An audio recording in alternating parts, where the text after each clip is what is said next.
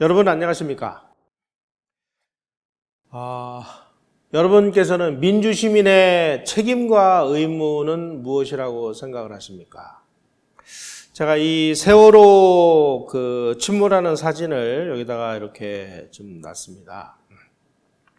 세월호 침몰하는 과정을 복기를 해보면 그 당시에 마이크를 잡은 누군가가 선실안에 있는 사람들 빨리 구명동의를 입고 밖으로 나가라 이렇게 누군가가 얘기를 해줬으면 아마 많은 사람들이 목숨을 건질 수 있었을 겁니다.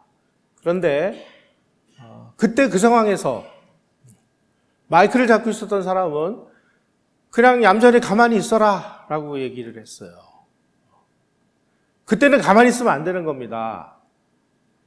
구명동의를 입고 밖으로 나가야 됩니다. 왜냐하면 배가 기울면 물이 들어오고 물이 들어오면 문이 열리질 않아요. 그리고 배가 기울면 미끄러져 가지고 밖으로 나갈 수가 없습니다. 그러기 전에 구명조끼를 입고 밖으로만 나갔으면 살았을 텐데 그런 상황에서 그런 얘기를 해줄 수 있는 사람이 없었기 때문에 무고한 희생들이 많이 생겼습니다. 민주주의를 운영하는 데 있어서 민주시민은 민주시민으로서의 권리도 있지만 책임도 따릅니다. 그런데 우리는 지금까지 이런 것에 대한 민주시민으로서의 책임과 의무에 대해서는 아무도 얘기를 해주질 않았습니다. 자, 우리가 흔히 대한민국은 민주공화국이다 이렇게 얘기를 합니다. 대한민국 제 헌법 1장 1조에 나와 있는 얘기입니다. 그러면은 헌법 1조 1항에 의하면은 우리 대한민국은 민주공화국이다. 그러면은 민주공화국은 민주와 공화국으로 나눕니다. 민주라는 것은 뭐냐? 국민이 지배하는 정치체제를 민주주의라고 얘기를 합니다. 그러니까 국민에 의한 정부, 다시 말씀드리면 시민이 주인인 나라라는 뜻입니다. 민주라는 것이. 자, 그렇다면 공화국이라는 건 뭐냐? 공화국은 국가라는 것은 한 개인 소유가 아니라 국민 내지 시민 전체의 소유라는 뜻입니다. 다시 말씀드리면 공화주의적인 시민은 개인의 권리보다는 공동체의 일원으로서 공동체의 목표에 참여하고 기여하는 데 더 큰 가치를 부여하는 그 자체를 공화국이다 이렇게 얘기하는 겁니다. 자, 또 대한민국은 자유민주주의와 자본주의 시장경제를 기본 바탕으로 하고 있습니다. 자유민주주의는 자유주의와 민주주의의 결합된 용어입니다. 자유주의에 있어서의 핵심은 개인입니다. 개인이란 무엇이냐? 독립적이고 책임의식이 있고 근면, 자립, 자조, 금욕, 절제로 무장한 사람을 개인이라고 합니다. 다시 말씀드립니다. 개인이라는 것은 독립적이고 책임의식을 가지고 있고 근면, 자립, 자조, 금욕, 절제로 무장한 사람을 개인이라고 얘기를 합니다. 사유재산제도 시장경제는 개인의 이익을 추구하는 그런 제도입니다. 그런데 사익을 추구하다 보면 개인과 개인 간에 계속 갈등과 투쟁, 협잡, 다툼 이런 것이 발생하게 돼 있죠. 따라서 이 사익을 추구하는 개인들이 사회적으로 용납되는 합리적 이기주의자들 간의 신사협정에 의해서 시민사회를 확립을 합니다. 그래서 공적인 영역과 사적인 영역을 엄격히 구분하고 공적 영역의 엄정한 수호 그리고 공공성의 공유를 통해서 사적인 영역과 개인의 자유까지를 보호하는 것을 사익을 추구하는 사유재산제도다 이렇게 얘기를 합니다. 자, 이런 기본 개념을 가지고 우리 대한민국 헌법 제1조 1장을 다시 해석을 한다면 어떤 뜻이 되느냐? 대한민국은 독립적이고 책임의식이 강하며 근면, 자립, 자조, 금욕, 절제로 무장한 시민이 주인으로서 책임감 있는 시민이 공적 책무를 수행을 해야만 국가 공동체가 건전하게 유지 발전되는 나라다라고 해석을 할 수 있습니다. 자, 우리는 개인 이렇게 얘기하면 뭐 개인으로서의 어떤 무한의 자유 이런 것만 얘기를 하는데 그 무한의 자유를 누리는 것과 동시에 그에 합당한 만큼의 책임과 의무가 부여되어 있다는 사실을 전혀 누군가가 가르치지도 않고 이야기하지도 않고 이러다 보니까 그냥 모든 국민이 그냥 되는 대로 살고 있어요. 자, 나를 비롯해서 우리 모두가 시민으로서의 의무와 책임을 다했느냐? 이런 근본적인 의문에 우리는 한번 우리를 스스로 물어볼 필요가 있을 것 같습니다. 또 한 가지, 우리가 자유를 이야기하는 그 사람들이 많은데 자유에는 두 가지가 있습니다. 그런데 일본 사람들이 번역하는 과정에서 이 두 가지를 그냥 자유라고 이렇게 번역을 해서 이 동양 사람들은 자유 하면은 자유의 개념이 정확하게 무엇인지를 잘 모르는데 영어로는 명백하게 다른 두 가지의 자유가 존재합니다. 하나는 리버티가 있고 또 하나는 프리덤이 있습니다. 청교도가 건국을 한 미국은 아주 개혁 국가의 전형입니다.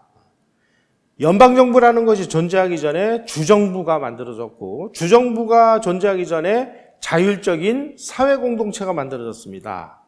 자율적인 사회가 있기 전에 자유로운 개인이 존재를 했어요.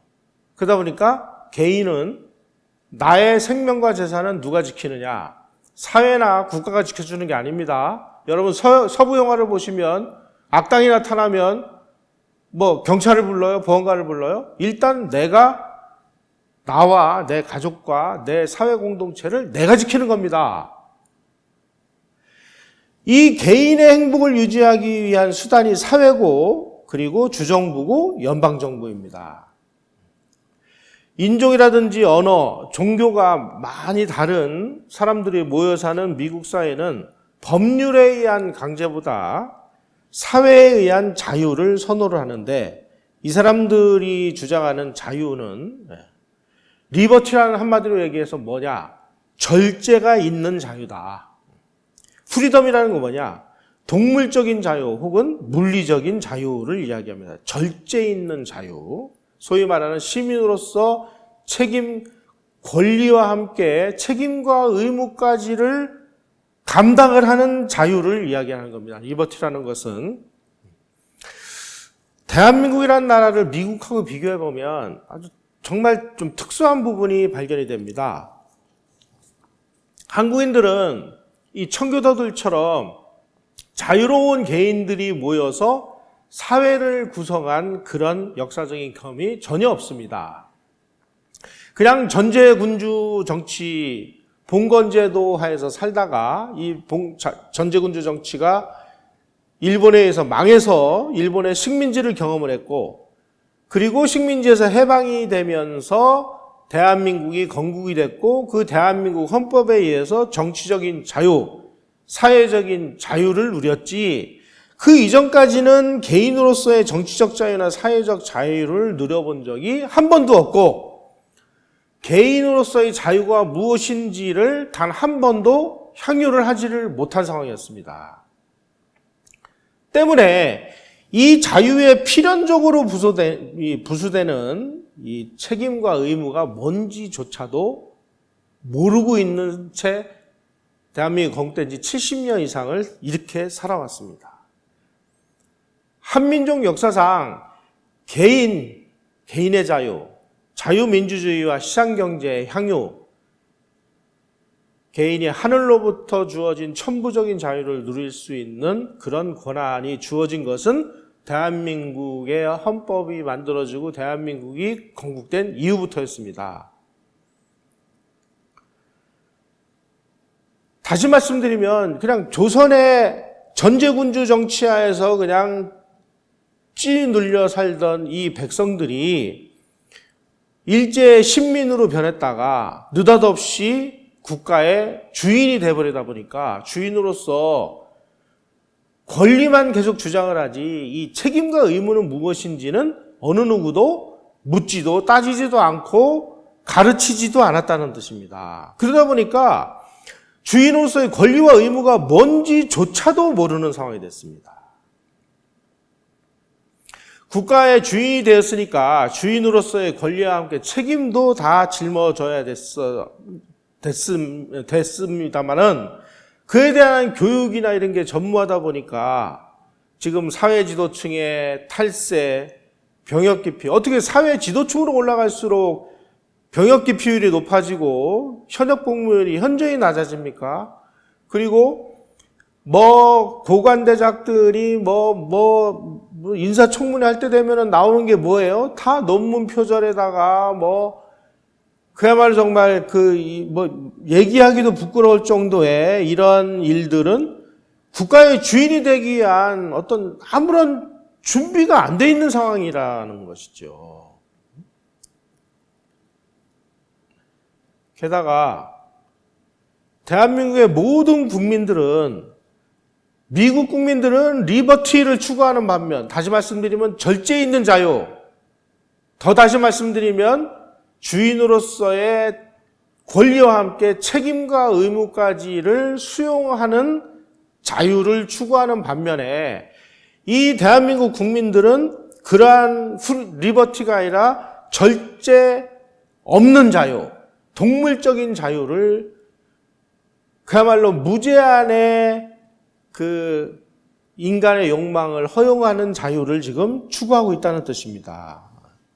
따라서 한국 사람들이 이러한 무절제한 자유를 요구하는 상황에서 이 나라를 이끌어가야 되는 국가 지도자들, 정치인들은 어느 누가 집권을 하든 결국 궁극적으로는 맨 마지막에 올라가서는 단두대에 올라갈 수밖에 없는 이런 상황이 됐다는 것입니다.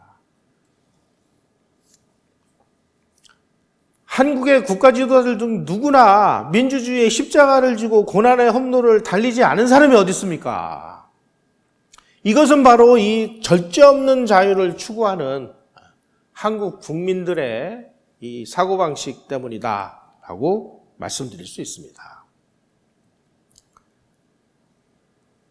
대한민국 헌법은 심각한 문제점을 안고 있습니다. 헌법 전문에 3.1운동 정신, 상해 임시정부, 4.19 이념의 계승 이런 걸 명문화를 해놨습니다만은 정작 대한민국의 건국정신이 무엇인가에 대해서는 단 한마디의 언급도 없습니다. 때문에 대다수의 정치인, 관료, 국민 이런 사람들은 건국정신이 뭔지, 헌법정신이 뭔지, 대한민국이 추구하는 이념과 가치가 무엇이고 그것이 행정을 통해서 어떻게 실천되어야 되는지조차를 이해하지 못하고 있습니다. 이런 상황이 되다 보니까 한국에서 삼권 분립은 엉망진창이 돼 있고 법치주의는 완전히 사망을 했고 다수결의 원리 같은 이 헌법에 규정된 민주주의의 원리가 제대로 작동되지 않는 경우가 허다한 상황이 되어버렸습니다.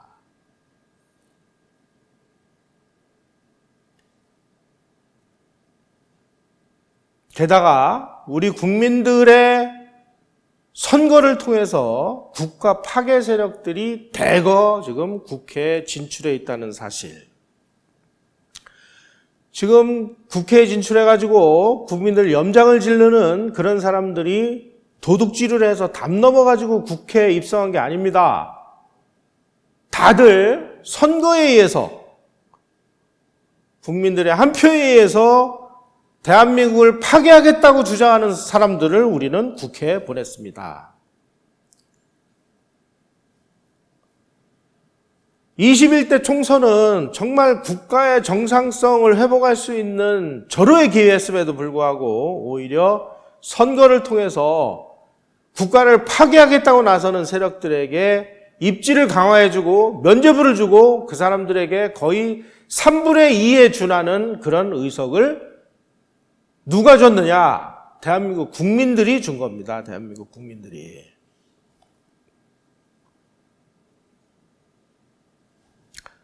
현재 보수 야당의 대표라고 하는 김종인 씨가 바로 얼마 전까지 대한민국 파괴 세력이 만든 그 정당의 대표를 역임하고 있었다는 사실을 기억하십니까? 김종인 씨가 더불어민주당 대표 시절에 입만 열었다 하면 친노 패권 청산, 운동권 정당 체질을 바꾸겠다라고 일관되게 공언했습니다. 그런 사람이 느닷없이 자유민주 세력을 대표하는 공당의 지금 대표가 돼가지고 뭐 감나라, 배나라, 판나라 지금 이런 얘기를 하고 있습니다.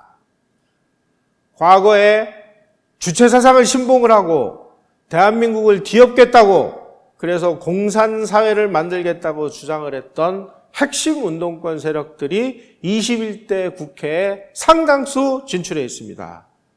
19대, 20대보다 이념적으로 더 좌편향되고 노골적으로 대한민국을 파괴하겠다고 지금 국회에서 발언을 하고 있는 이런 상황입니다. 바로 이런 사람들을 국회로 보낸 유권자들은 올바른 선택을 하셨습니까? 대한민국을 부정하는 세력들, 대한민국을 사회주의 혁명으로 뒤엎고자 했던 세력들, 반국가 사범, 노동자가 주인이 되는 세상을 실현하겠다고 주장했던 사람들, 법치를 부정했던 사람들, 반기업, 반시장의 재벌 해체론자들, 주한미군을 철수하라고 주장했던 사람들, 친북주의자들, 이런 사람들을 국회에 보내지는 않으셨습니까, 여러분? 상당수 유권자들이 그 당시에 무슨 자유한국당의 무슨 이상한 행보에 응직을 하겠다고 비이성적인 투표를 한 결과죠. 이런 행위는 악의 세력을 물리치겠다고 그보다 더 큰 과학과 손을 잡은 행위하고 뭐가 다릅니까?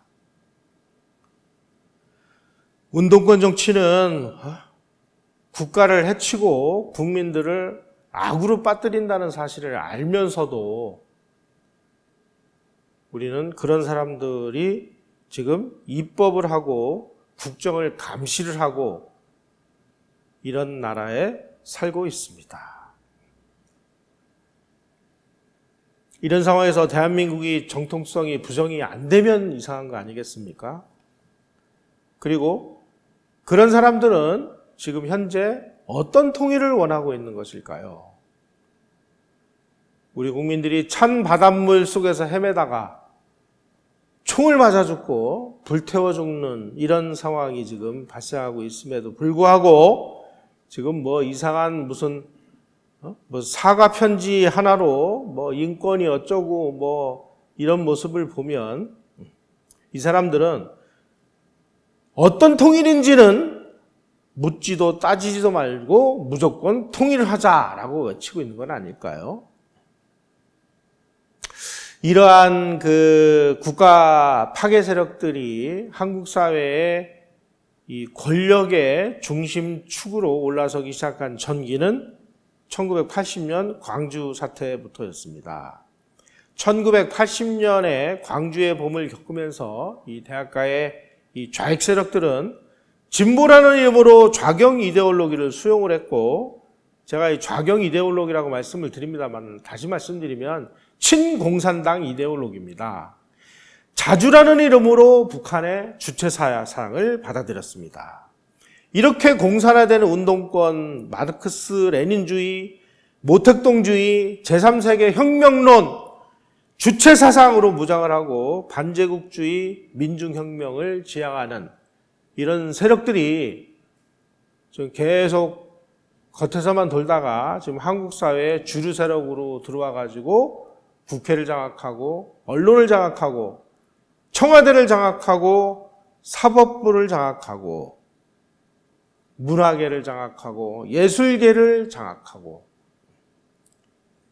이제 군대마저 위험한 상황이 돼서 군대마저 저들의 눈치를 보기에 급급한 이런 상황이 되어버렸습니다. 그리고 자신들의 모든 행위, 자신의 친공산당적인 행위를 전부 민주화라는 위장탈을 뒤집어 쓰고 국민들을 감쪽같이 속였습니다.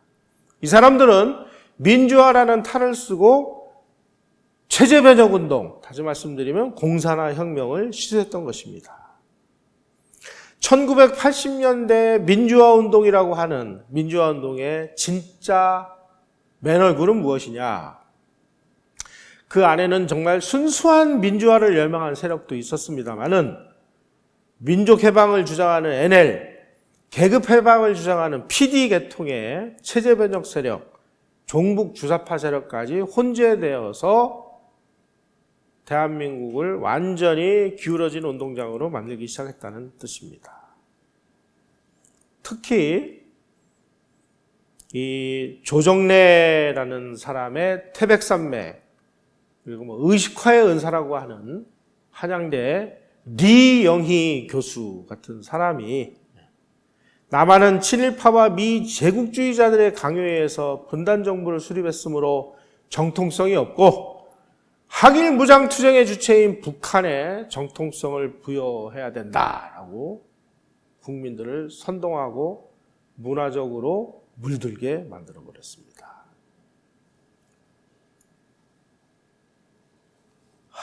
1987년에 6.29 선언이 일어났습니다. 민주화 대장정이라고 얘기도 하죠. 이 6.29를 끌어낸 세력을 분석을 해보면 순수한 민주화 운동 세력도 물론 있었습니다. 하지만 북한의 김일성을 추종을 하는 주체사상파, 좌익, 반체제, 반정부 세력이 연합을 해서 이들이 연합전선으로서 민주화 이름으로 주체사상을 퍼뜨리고 사회 변혁이라는 이름으로 주한미군 철수를 주장하고 자유민주주의와 시장경제가 아닌 계획경제 전체주의로 바꾸자고 요구를 하고 나섰습니다. 6.29 선언으로 이 사람들에게 항복을 한 이 노태우 정부는 반체제 반정부 연합세력의 대공세에 맞설 힘이 부족했습니다. 그래서 이 반체제 연합세력이 더 많은 권리, 더 많은 국민의 권리를 요구하면 요구할 때마다 계속 양보를 해서 벼랑 끝으로 몰리기 시작을 했습니다. 노태우 정부 임기 5년 내내 노동운동의 회오리가 한국 사회를 강타를 했습니다. 6.29 선언 이후에 노사분규가 그 이전에 비해서 28배나 증가를 했습니다. 그래가지고 막 사장을 그냥 구타를 하고 막 그 강목으로 패고 감금을 하고 그래도 또 학교에서 막 그 데모가 벌어지고 그래도 공권력 투입을 자제를 했습니다. 현장에서 어떠한 불법 행위가 자행돼도 공권력을 행사하지 않음으로 인해서 스스로 법치주의를 붕괴시키는데 앞장서기 시작을 했습니다. 이게 우리의 육공화국이었습니다. 여러분, 지금 그 사진이 양동환 교수인데요. 양동환 교수가 1988년, 그러니까 서울 올림픽이 열리던 그 해 6월 달에 아주 유명한 논문을 발표합니다. 우익은 죽었는가라는 유명한 논문입니다. 양동환 교수는 이 우익은 죽었는가라는 논문에서 대한민국은 이대로 가면은 필연적으로 공산화될 것이다. 공산화되는데 이러한 순서에 의해서 공산화될 것이다 라고 예언을 했습니다.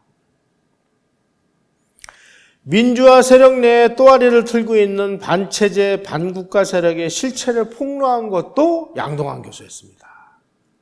그리고 이러한 반체제 반국가 세력의 눈치를 보면서 이 기회주의적인 세력들이 이 권력에 야합을 하면서 눈치를 보다가 저쪽이 유리하면 저쪽 가서 촥 붙어가지고 충성을 하고 협조를 해가지고 좌익 세력을 강화시켜주는 권력 기생적인 우익 세력의 몰락을 예언을 했습니다.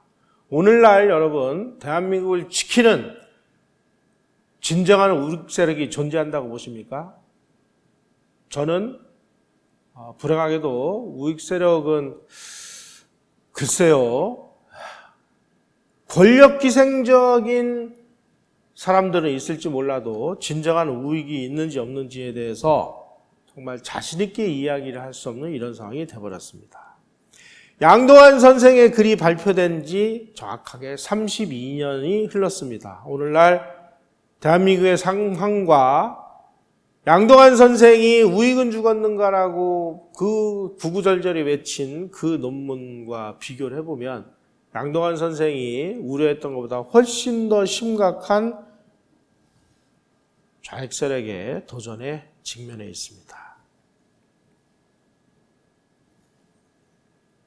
양동완 선생이 이 나라에서 일어날 좌익 세상의 도래를 뭐라고 예언을 하셨느냐, 이렇게 얘기를 하셨습니다. 처음에는 좌익 세력과 제휴한 세력의 정권이 들어서고, 좌익 세력과 제휴한 정권 세력은 김영삼 정권을 보시면 이해하실 수 있을 거예요. 김영삼 정권이 제일 먼저 통일부 총리로 누구를 임명했습니까? 한환상 씨를 임명을 했죠. 아주 대표적인 반국가 반체제 세력입니다. 또 김정남이라고 하는 좌익 세력의 아주 거두를 청와대 교육문화수석으로 임명을 해가지고 오늘날 같은 교과서, 역사교과서 준거안이라는 것을 김정남 씨가 좌익들하고 만들어가지고 대한민국의 역사와 역사교과서를 완전히 좌편향 쪽으로 뒤집어 엎어버린 것이 김영삼 정부 때였습니다. 그때 엄청난 이 운동권 출신들이 전부 국가요직으로 대거 임명이 됐습니다.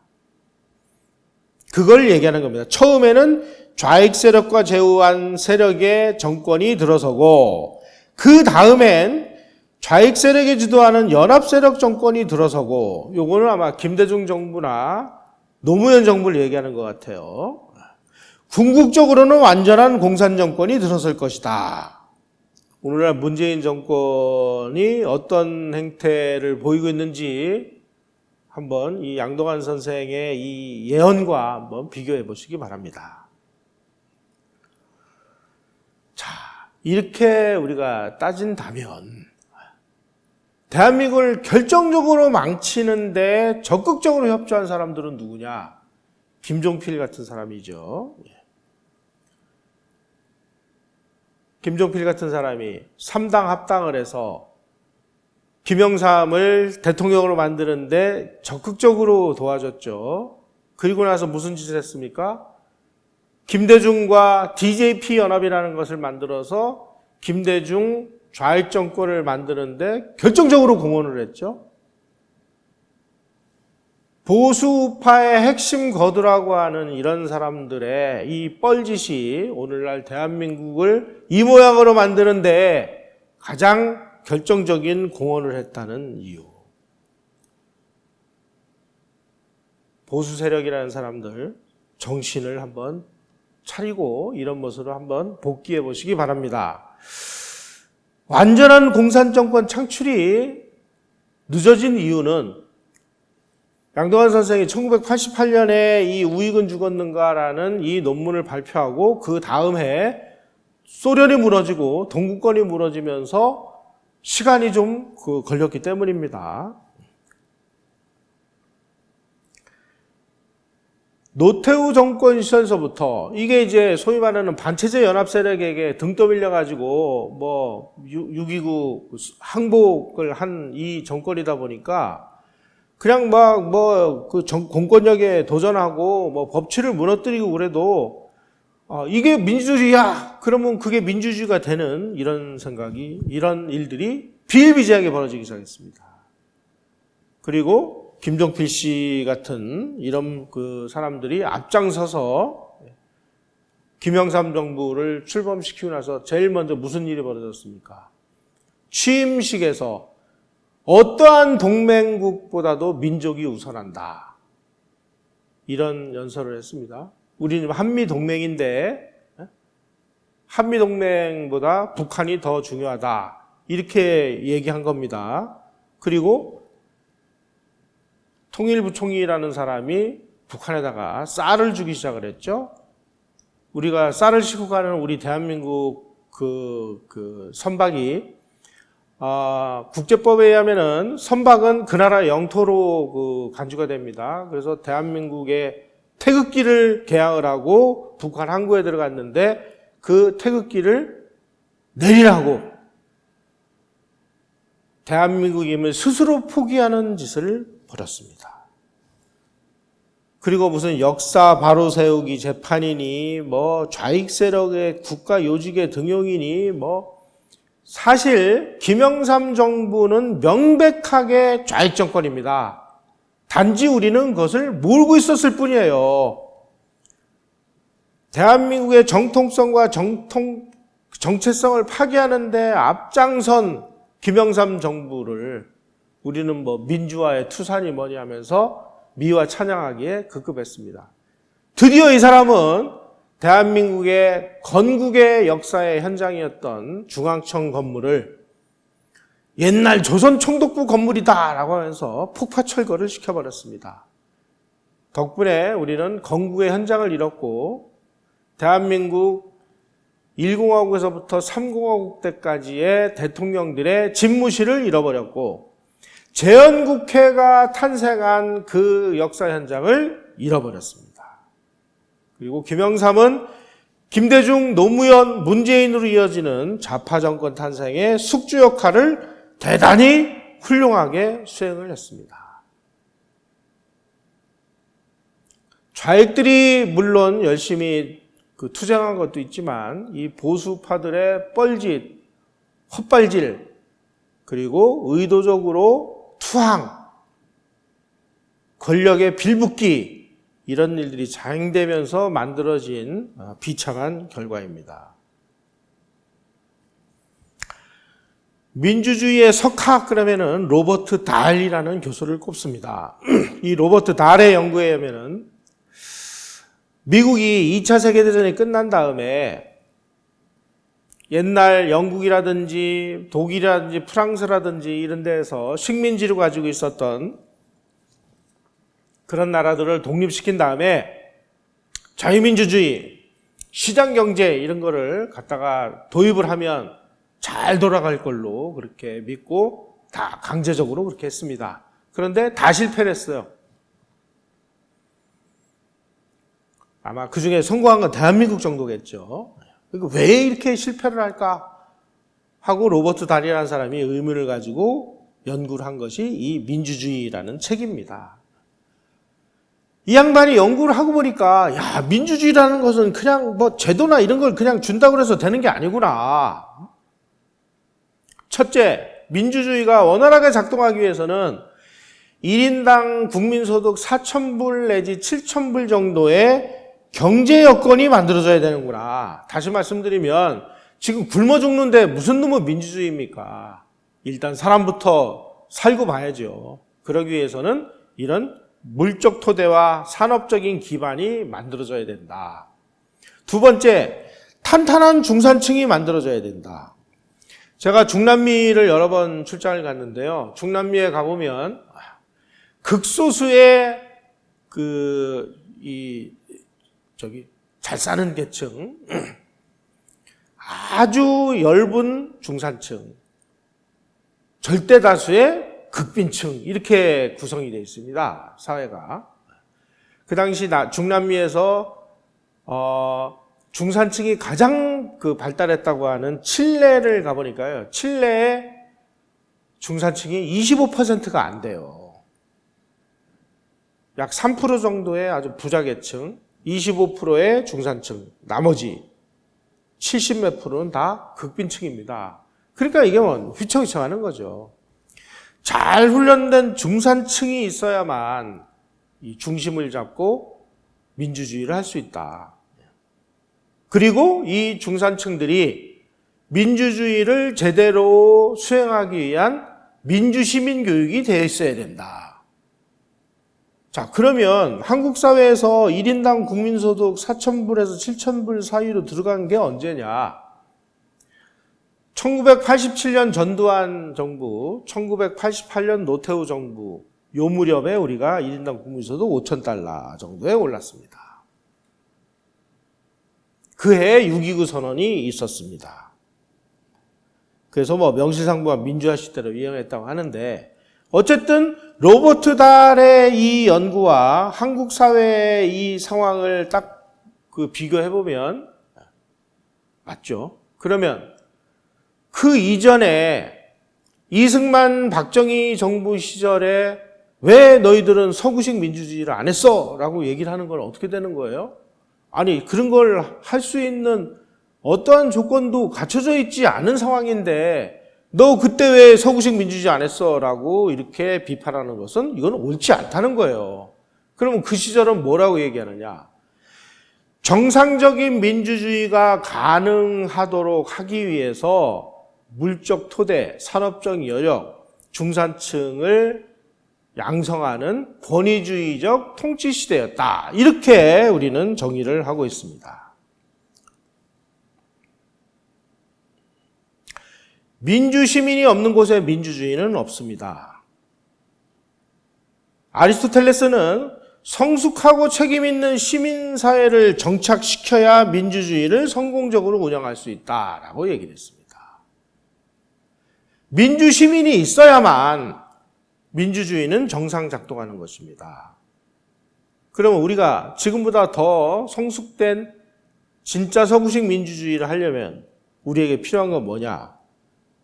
지도층의 솔선수범, 다시 말씀드리면 노블리스 오블리주, 그리고 사회적 자본의 확충.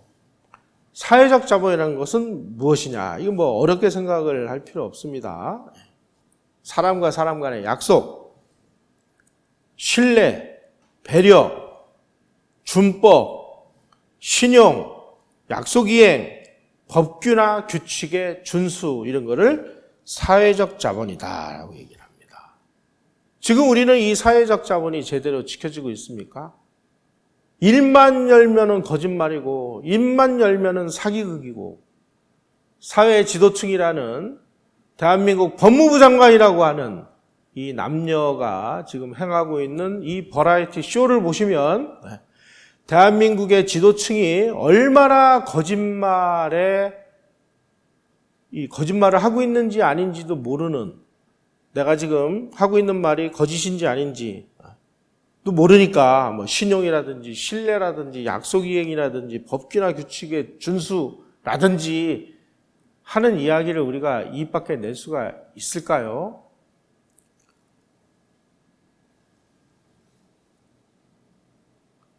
지금 현재 대한민국은 내전이 진행 중입니다. 자유민주주의 체제를 붕괴시키려는 세력하고 이것을 수호하려는 세력 간에 지금 눈에 보이지 않는, 더러는 눈에 보이는 이런 내전이 진행되고 있습니다.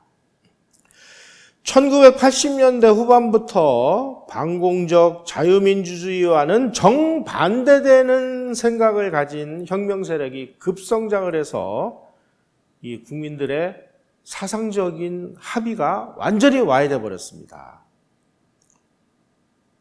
이 사람들은 자기네들의 혁명을 민족해방, 민중민주주의 혁명이라고 주장합니다. 이걸 영어로 NLPDR이라고 하죠. NLPDR 그러면 뭐가 뭔지 모릅니다. 그리고 이런 용어를 일부러 써요. 그런데 이 핵심 본질은 뭐냐? 대한민국을 사회주의화하고 그리고 사회주의적인 남북 통일을 목적으로 하는 혁명입니다. 이걸 추진하는 세력은 당연히 공산주의 세력이죠. 자기네들의 본질을 숨기기 위해서 무슨 NLPDR이니 민족해방, 민중민주주의 혁명이니 하는 이상한 용어로 지금 쫙 바꿔놨을 뿐입니다. 자, 그러면 정말 의식 있는 이 중산층들이 이런 체제 변혁의 내란을 막아낼 수 있을까요?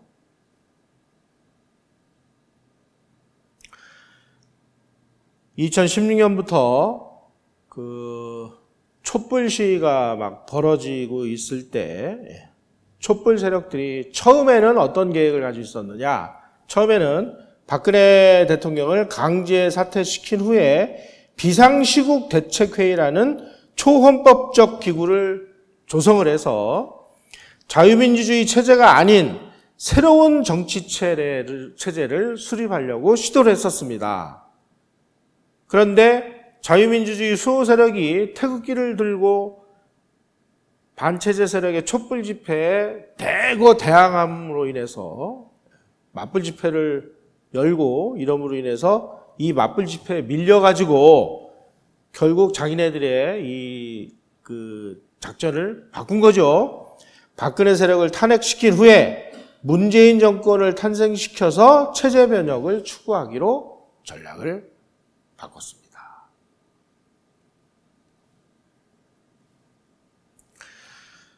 양동환 교수가 지난번에 체제 방어 전략이라는 거를 책에 써놓으셨던데 이런 부분이 있더라고요. 시기별 당면한 각종 정치 일정에서 무조건 단합해서 통일된 선택과 행동을 한다. 우리 지난 총선 때 이렇게 했나요? 반체제 세력이 유포시킨 좌익적 사고, 정치사회적 용어의 틀을 깬다. 이건 우리 지금 인천 사랑 침례교회에서 이런 유튜브 강의 이런 걸 통해서 우리가 좀 열심히 하고 있죠. 각 부문에 구축된 좌익 반체제 세력의 헤게모니를 탈취한다. 우리는 지금 탈취하는 게 아니라 계속 탈취를 당하고 있죠. 그래서 응급대책이 지금 일부는 시행되고 있습니다만은 대다수는 아직도 시행이 되지 않고 있습니다. 양동환 교수는 또 중기 대책이라고 해서 이런 아이디어를 내놨습니다. 안보 위기에 효율적으로 대응하고 내부의 적의 공격으로부터 체제 방어에 필요한 제도들을 도입한다. 제도들을 도입하기는커녕 있는 제도마저 지금 계속 파괴당하고 있죠. 자유민주주의 제도들을 올바로 운영한다. 의회 정치, 자유주의, 민주주의로 구성된 자유민주주의 체제 간의 균형과 조화가 이루어 원활하게 작동하도록 한다. 그 반대로 지금 움직이고 있죠. 정치인과 국민들에게 자유민주주의에 관한 이론 교육을 실시한다. 하려고 하는데 잘 안 돼서 유튜브나 이런 걸 통해서 열심히 많이 해야 될 것 같습니다. 장기 대책으로는 자유민주주의를 공격하는 반체제 세력이 형성되지 못하도록 부정부패와 비효율 요소들을 청소하는 개혁을 지속적으로 전개한다. 진실하고 깊이 있는 사상 논쟁을 전개한다. 이런 말씀들을 하셨는데 앞으로 이것도 우리가 열심히 좀 해야 될 것 같습니다. 자, 여기서 마지막으로 아까 로버트 다hl 교수 말씀을 드리면서 1인당 4,000불 내지 7,000불 정도의 물적 토대, 그리고 탄탄한 중산층의 형성, 그리고 그 중산층들이 민주주의를 제대로 작동시키기 위한 민주시민교육이 필요하다라고 말씀드렸는데, 민주시민교육에 대해서는 다들 공감을 하고 계십니다. 그런데 그러면은 민주시민교육이 뭐야? 우리 그거 하자. 그러면은 민주시민교육이 뭔지를 아는 분들이 아무도 없어요. 그래서 제가 이론적인 토대를 찾아보니까 미국의 이 교육 분야의 석학 중에 로버트 프리만 버트라는 교수가 계십니다. 이분이 민주시민교육의 핵심 컨텐츠를 3가지로 정의해 놓으셨습니다. 우리가 이 3가지를 한번 소개를 해드리겠습니다.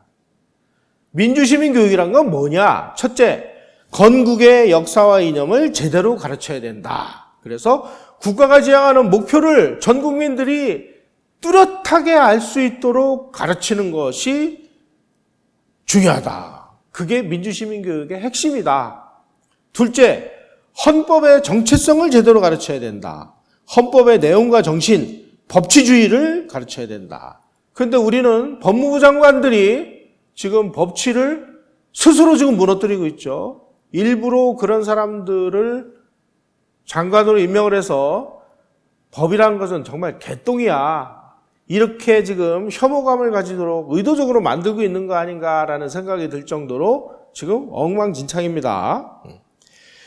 세 번째 민주시민교육의 핵심 콘텐츠가 뭐냐? 민주시민이 갖춰야 할 덕목은 국민의 국가에 대한 법적 지위, 권리와 의무와 함께 권한과 책임도 가르쳐야 된다. 여러분, 이 로버트 프리만 버츠의 이 세 가지를 기준으로 해서 오늘날 우리 지금 학교 교육이 어떻게 이루어지는지를 들여다보시면 놀랍게도 이 로버트 프리만 버츠의 이론과 180도로 지금 정반대로 뒤집어져 있는 교육이 실시되고 있는 모습들을 아실 수 있을 겁니다. 지금 우리는 그냥 아무 일도 안 하고 초등학교, 중학교, 고등학교, 대학교를 정상적으로 교육을 시키면 자동으로 대한민국을 부정하는 아이들을 콸콸콸콸 쏟아내는 이런 좌익 교육 시스템이 완벽하게 완비가 되어 있습니다. 그리고 방송만 틀면 이 소위 말하는 반국가, 반체제, 대한민국은 태어나지 말아야 될 나라, 김용옥 같은 사람을 내세워가지고 이승만은 괴뢰요, 이런 거를 지금 미친 듯이 공영방송을 통해서 쏟아내고 있는 나라가 되어버렸습니다. 우리가 이러한 민주시민교육의 핵심 컨텐츠를 제대로 가르치지 못하는 한 진정한 민주시민은 절대로 탄생될 수 없습니다. 민주시민이라는 것은 그냥 하늘에서 그냥 낙하산 타고 내려오는 게 아닙니다. 교육을 통해서 우리가 만들어야 되는데 이 교육 시스템이 이렇게 고장나 있으니 앞으로 이놈의 나라가 어떻게 될지 눈앞이 캄캄합니다. 하지만 우리가 절망만 하고 있을 때는 아닌 것 같습니다. 지금이라도 이러한 유튜브 강의를 통해서 인천 사랑교회가 운영하는 이 유튜브 방송을 통해서라도 진정한 건국의 역사 이념은 무엇인지, 헌법의 정체성은 무엇인지, 민주시민으로서 권리와 함께 책임과 의무는 무엇인지 하는 것을 깨달을 수 있다면 우리 국민의 희망이 될 수 있지 않을까 하는 그런 생각이 듭니다. 오늘 너무 무거운 주제를 가지고 말씀을 드려서 저도 마음이 무겁습니다만은 가장 어려울 때가 시작을 할 때라고 생각을 합니다. 지금부터 우리가 이런 민주시민교육의 핵심 콘텐츠를 열심히 국가에서 안 가르치고 학교에서 안 가르치니까 이런 유튜브를 통해서라도 우리가 공부를 하고 제대로 된 대한민국이라는 것이 이렇게 만들어졌구나, 우리의 역사가 이렇구나, 역사적 사실이 이랬구나 하는 것을 깨달을 때 진정한 민주시민이 만들어지는 지름길이 아닌가 생각을 합니다. 오늘 강의 이것으로 마치겠습니다. 고맙습니다.